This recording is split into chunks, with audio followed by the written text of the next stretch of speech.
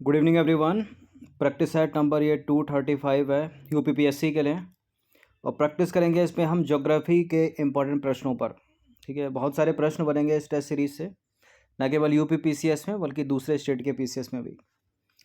तो चलिए स्टार्ट करते हैं। एक आधा सवाल दो सवाल जो है आते आते हैं। इस सीरीज़ की आप पेड सीरीज़ प्राप्त कर सकते हो और डिस्क्रिप्शन बॉक्स में मेरा नंबर है, उस पर कॉल या व्हाट्सअप करके। ठीक है, जिसमें मिलेंगे आपको फुल टेस्ट। फुल मतलब एक टेस्ट में 150 प्रश्न। तो क्वेश्चन नंबर 1 है, अपना भी सोचना कि आंसर क्या हो सकता है किसी प्रश्न का। निम्नलिखित कथनों पर विचार कीजिए। दो स्टेटमेंट है यहाँ पर, बताना कि इनमें से कौन सा करेक्ट होगा।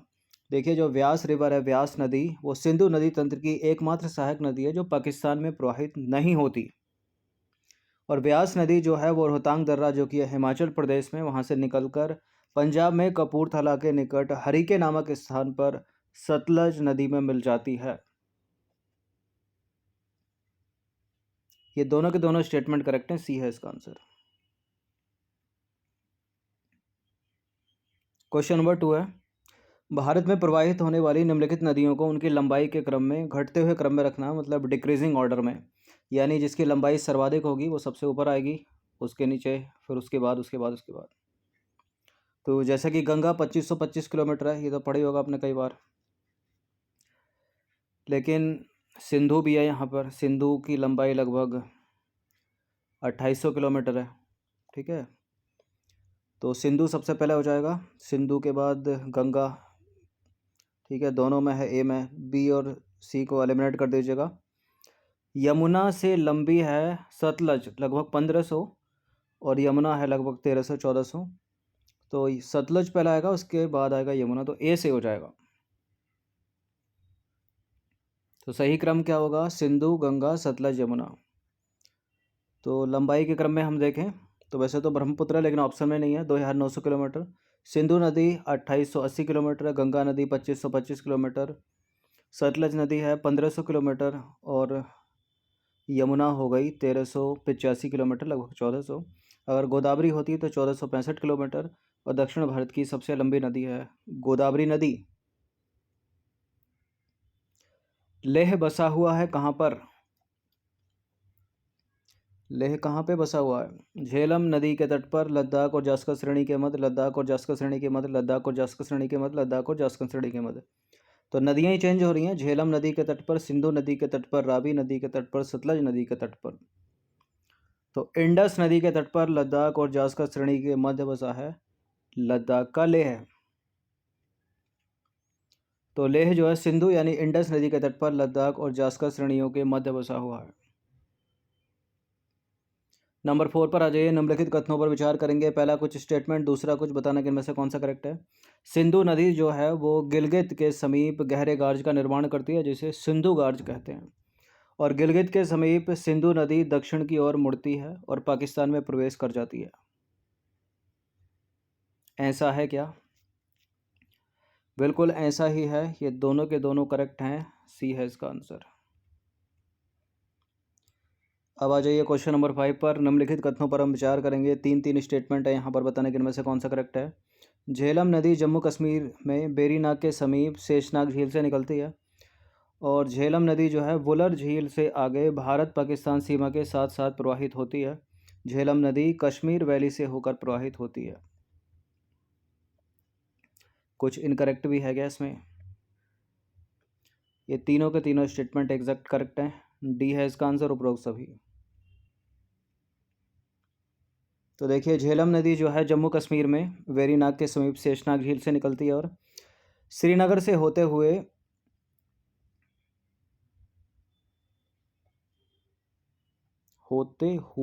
इस तरह से होना चाहिए, ठीक है, वो भी स्पेस के साथ, बुलर झील में मिल जाती है। और झेलम नदी जो है बुलर झील से आगे भारत पाकिस्तान सीमा के साथ साथ प्रवाहित होती है और इसके पश्चात झेलम नदी पाकिस्तान में प्रवेश कर जाती है। झेलम नदी कश्मीर घाटी से होकर प्रवाहित होती है और कश्मीर घाटी जो है उसकी बात करें तो एक समतल मैदान है वो, और इस समतल मैदान में ढाल कम होने के कारण झेलम नदी जो है विसर्पों का निर्माण करती है।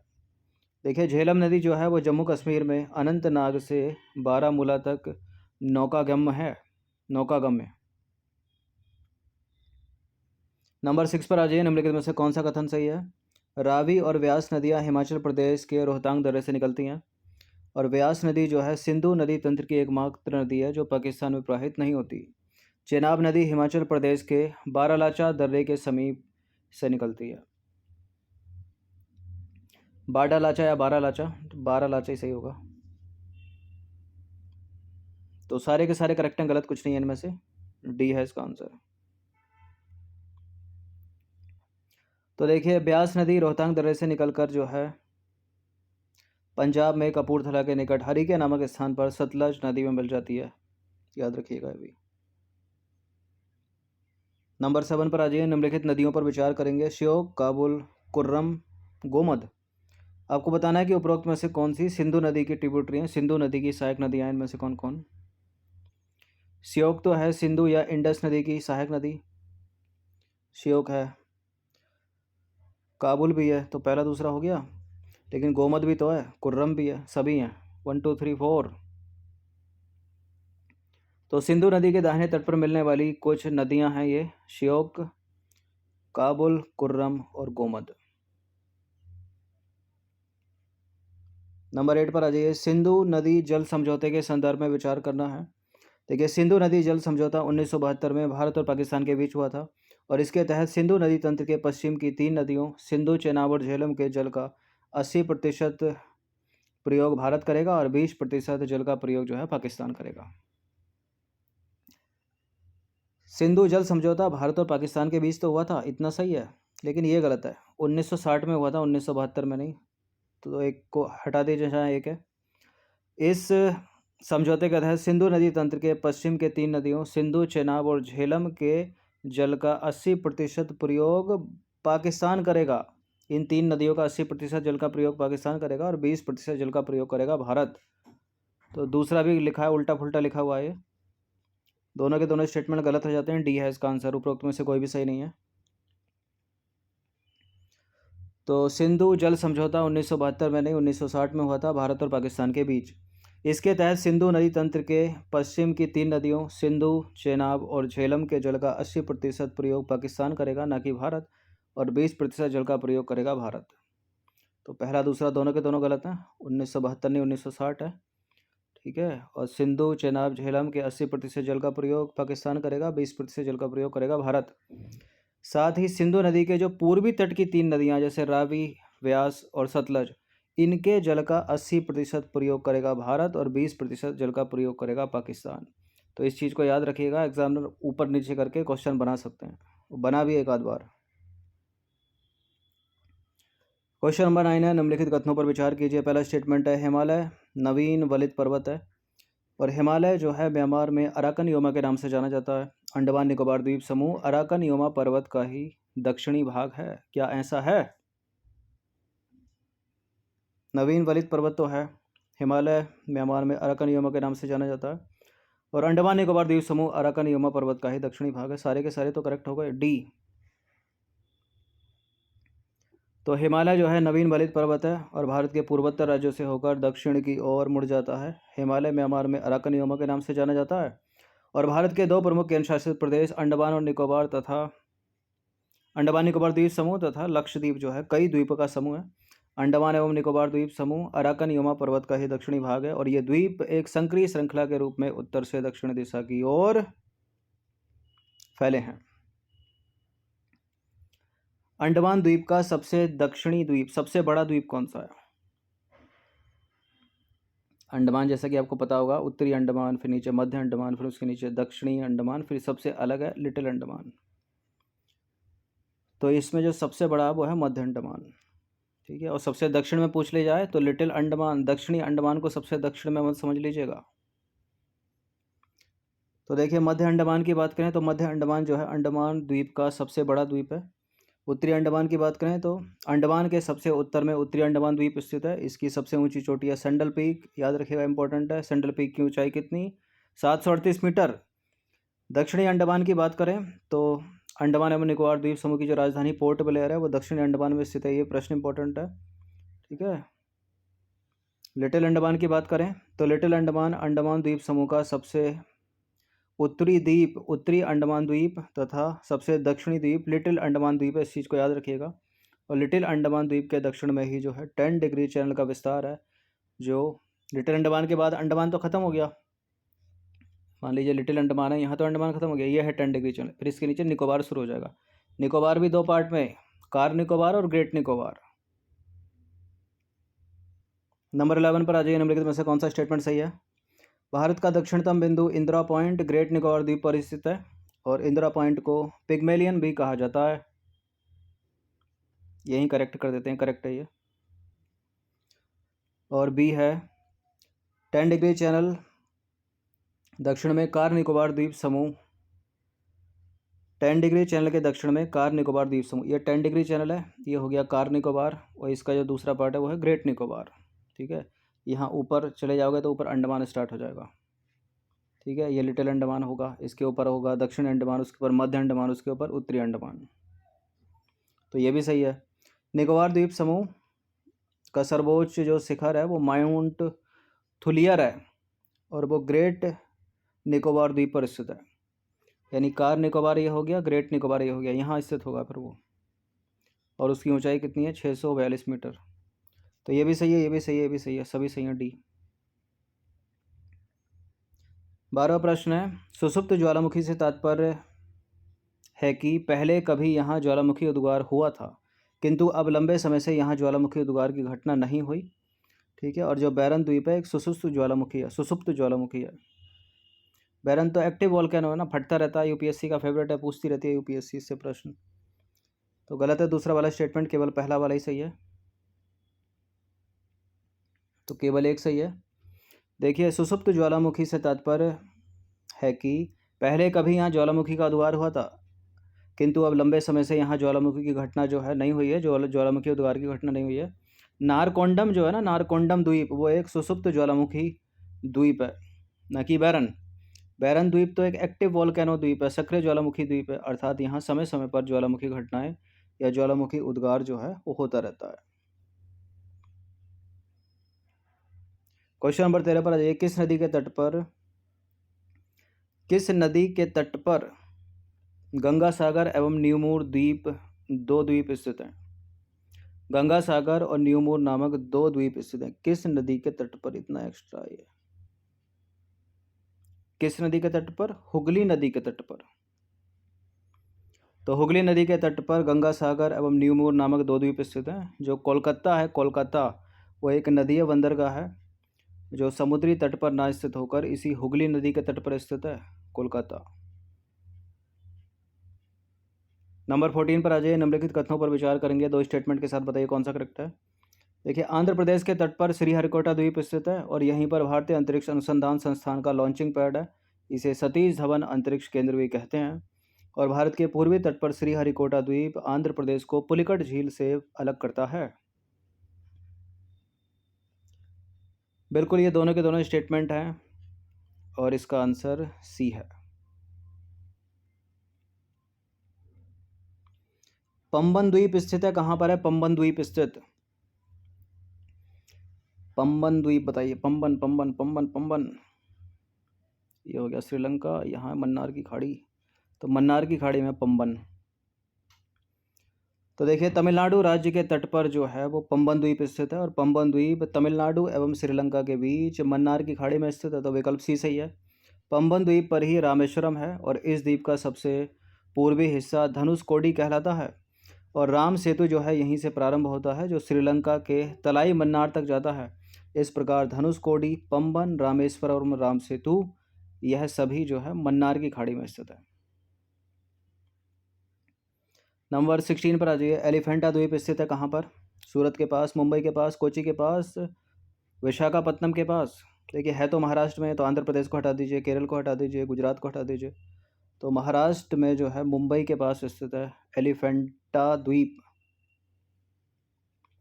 तो महाराष्ट्र की राजधानी मुंबई के पास एक द्वीप स्थित है जिसे एलिफेंटा द्वीप कहते हैं। क्वेश्चन नंबर 17 पर आ जाइए, 17वां प्रश्न है, निम्नलिखित कथनों पर विचार करेंगे, 3 स्टेटमेंट है, बताने के में से कौन सा करेक्ट है। प्रवाल यानी कोरल, प्रवालों का विकास उथले सागरों तथा महाद्वीपीय शेल्फ में होता है और प्रवाल जो है वो प्रवाल जीव जो हैं वो गहरे पानी में नहीं पाए जाते, दूसरा स्टेटमेंट यह है।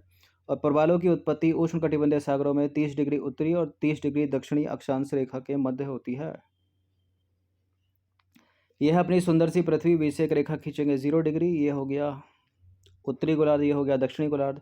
यहाँ 23.5 डिग्री उत्तरी अक्षांश रेखा है जिसको कर्क रेखा बोलते हैं। यहाँ 23.5 डिग्री दक्षिणी अक्षांश रेखा है जिसको मकर रेखा बोलते हैं। तो 30 डिग्री कहाँ होगा? यहाँ कहीं होगा। तो उत्तर दक्षिण दोनों तरफ बिल्कुल सही है। और प्रवाल जो है गहरे पानी में नहीं पाए जाते, ये भी सही है और पहला भी सही है। तो तीनों के तीनों स्टेटमेंट करेक्ट हो जाते हैं कोरल रीफ से रिलेटेड। तो प्रवाल या कोरल की बात करें तो सीलेंट्रेट वर्ग का प्राणी है प्रवाल, जो चूने पर निर्भर करता है। इसकी लंबाई लगभग 1 सेंटीमीटर तक होती है और प्रवाल तट के समीप जो है छिछले समुद्र में पाए जाते हैं। देखिए, छिछले सागरों में जिनकी गहराई लगभग 50 से 60 मीटर होती है, यहाँ सूर्य का प्रकाश एवं ऑक्सीजन जो है प्रचुर मात्रा में होता है। अतः जो प्रवाल होते हैं, कोरल होते हैं, उनके लिए वो अनुकूल दशाएं होती हैं वहाँ पर। प्रवाल एक साथ लाखों संख्या में होते हैं। इनकी एक विशेषता यह होती है कि ये अपने शरीर से चूने का निष्कर्षण करते हैं, जिसके कारण प्रवाल भित्तियों यानी कोरल रीफ्स का जो है निर्माण होता है। देखिए, प्रवाल जीव को जो है पॉलिप भी कहते हैं और प्रवाल के शरीर पर जो है कैल्शियम कार्बोनेट की खोल पाई जाती है और इसके खोल को क्या कहते हैं? सेप्टा। दुनिया की सबसे बड़ी कोरल रीफ या प्रवाल भित्ति ग्रेट बैरियर आपको पता होगा, और कहाँ पर है वो? ऑस्ट्रेलिया के उत्तर पूर्व में। और महासागर कौन सा है? Pacific ocean. ठीक है। कोरल रीफ कहाँ पर है? कई बार पूछा है स्टेट पीसीएस में, एमपी पीसीएस में पूछते रहते हैं कई बार कि प्रशांत महासागर में, अटलांटिक में, हिंद महासागर में। तो कहाँ पर है? प्रशांत महासागर, पैसिफिक ओशियन। निम्नलिखित में से किसके कारण प्रवाल जो है रंग बिरंगे दिखाई देते हैं? प्रवाल रंग बिरंगे दिखाई देते हैं, उन पर एक शैवाल रहता है और शैवाल का नाम है जुक्सेनथेली। ठीक है, जुक्सेनथेली है। हिपेरिन कहाँ है? हिपेरिन को तो सबसे पहले एलिमिनेट करिए। हिपेरिन के कारण रुधिर नहीं जम पाता। जो जोक आपको काटती है वो हिपेरिन छोड़ देती है, तो रुधिर बहता रहता है। जोक एक रक्त पिपासु है। तो देखिए, प्रवाल बिरंजन को जो है कोरल ब्लीचिंग कहते हैं और प्रवालों के ऊपर एक प्रकार का शैवाल जुक्सेनथेली पाया जाता है, जिसके कारण प्रवाल रंग बिरंगे दिखाई देते हैं। जुक्सेनथेली जब अपना रंग खो देते हैं तब सफ़ेद रंग के दिखाई देने लगते हैं, जिससे प्रवालों का रंग भी सफ़ेद प्रतीत होने लगता है। इस प्रक्रिया को बोलते हैं विरंजन यानी ब्लीचिंग। क्वेश्चन नंबर 19 पर आ जाइए। निम्नलिखित कथनों पर विचार करेंगे। पुराना नाम, परिवर्तित नाम। रॉस द्वीप, नील द्वीप, हैवलॉक द्वीप। हैवलॉक का स्वराज द्वीप, नील द्वीप का शहीद द्वीप, नेताजी सुभाष चंद्र बोस द्वीप हो गया रॉस द्वीप का। कुछ सही है क्या इसमें? रॉस द्वीप नेताजी सुभाष चंद्र बोस सही है, परिवर्तित नाम है। नील द्वीप का शहीद द्वीप, हैवलॉक द्वीप का स्वराज द्वीप, सारे तो सारे सही हैं। तो इसका आंसर हो जाएगा ऑप्शन नंबर डी, उपरोक्त सभी सुमेलित हैं। हैवलॉक के बारे में थोड़ा सा और जान लीजिए। हैवलॉक द्वीप का नाम जो है British general sir Henry Havelock के नाम पर रखा गया था, जिन्होंने ब्रिटिश प्रशासन के दौरान भारत में सेवाएं दी थी। 20वां प्रश्न है। इस बार स्टेटमेंट ज़्यादा हो गए, 5 स्टेटमेंट रख दिए। माउंट थुलियर ग्रेट निकोबार की सबसे ऊंची चोटी है। अंडमान निकोबार द्वीप समूह को मरकत द्वीप भी कहते हैं और पंबन द्वीप को रामेश्वरम द्वीप भी कहा जाता है और राम सेतु को ही आदम का पुल भी कहते हैं। और अंडमान द्वीप समूह का सबसे दक्षिणी द्वीप दक्षिणी अंडमान है। बताइए, 4 स्टेटमेंट तक तो यूपीएससी यूपीपीसीएस जो है कर लेती है सवालों को। हमने 5 रख दिए, क्या पता वो भी 5 रख दे। तो 5 तक 4 तक की प्रैक्टिस तो होनी चाहिए। इसका तो पता ही चल गया होगा आपको। अंडमान द्वीप समूह का सबसे दक्षिणी द्वीप दक्षिणी अंडमान नहीं है बल्कि लिटिल अंडमान है, तो इसको एलिमिनेट कर दीजिए। अब 5 को एलिमिनेट करके आंसर मिल रहा है क्या कहीं? 5 ये हट जाएगा, ये हट जाएगा, तो 50% तो मिल जाएगा। तो राम सेतु को आदम का पुल कहते हैं, सही है। पंबन द्वीप को रामेश्वरम द्वीप भी कहा जाता है, ये भी सही है। तीसरा चौथा सही हो गया। और अंडमान निकोबार द्वीप समूह को मरकत द्वीप भी कहते हैं, दूसरा भी सही हो गया। तो आंसर यही हो गया, क्योंकि यहाँ तो दूसरा है नहीं। और पहला भी सही है। माउंट थुलियर जिसकी ऊंचाई है 642 मीटर, ग्रेट निकोबार की सबसे ऊंची चोटी है। निकोबार में भी 2 निकोबार, ऊपर वाला कार निकोबार, नीचे वाला ग्रेट निकोबार। यहाँ 10 डिग्री चैनल, फिर ऊपर अंडमान ले लो। तो क्या लगाएं इसका? 1 2 3 4, 1 2 3 4, 5 तो है नहीं, बी।